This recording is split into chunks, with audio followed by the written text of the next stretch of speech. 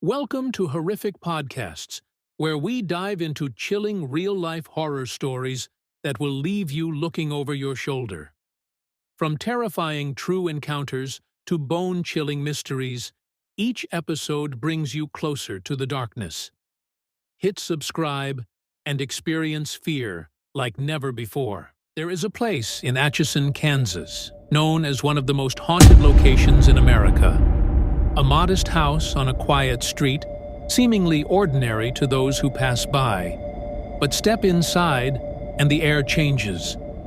A weight hangs heavy in every room, the walls carrying the memories of a tragedy that refuses to fade. This is the Sallie House. The story begins in the late 1800s. The house was owned by Dr. Charles Finney, a well-known physician who used part of the home as his clinic. One day, a frantic mother brought her daughter, Sallie, a young girl suffering from intense abdominal pain. Dr. Finney knew the situation was dire.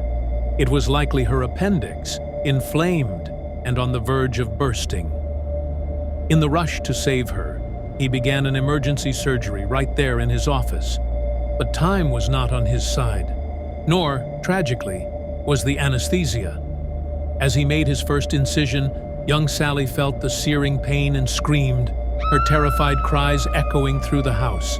But the surgery continued, and the pain grew. And then, nothing. Sallie died on that table, her life ending in agony and fear.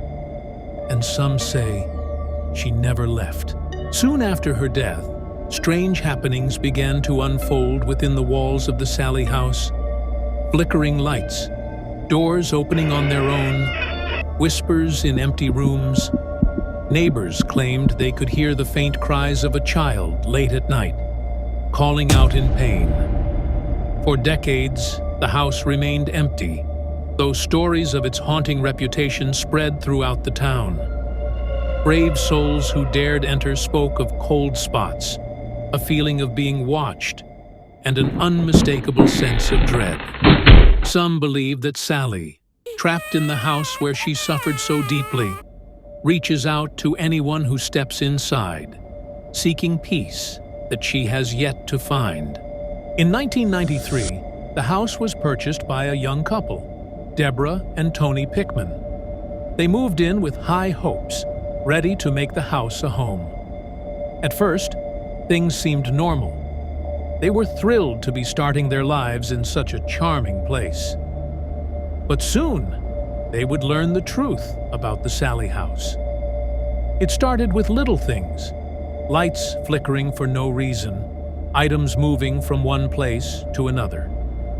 But these small incidents were only the beginning. One night, Tony felt a presence behind him. Turning around, he saw her. A small girl with sad, dark eyes. She was there, and then she was gone.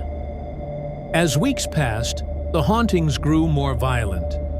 Tony would wake with scratches on his arms, painful red marks that couldn't be explained.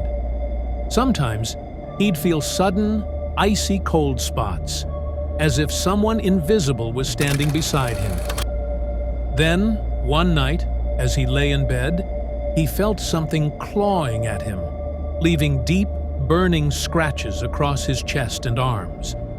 He was left shaken, horrified by the inexplicable injuries. Desperate for answers, the Pickmans reached out to paranormal investigators.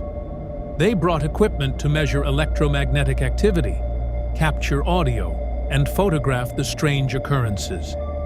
The investigators quickly realized they were not alone. In recordings, Sallie's faint, childlike laughter was captured, echoing softly in the background. Shadows moved across the walls, and sudden bursts of cold filled the air. Whatever was in that house was angry.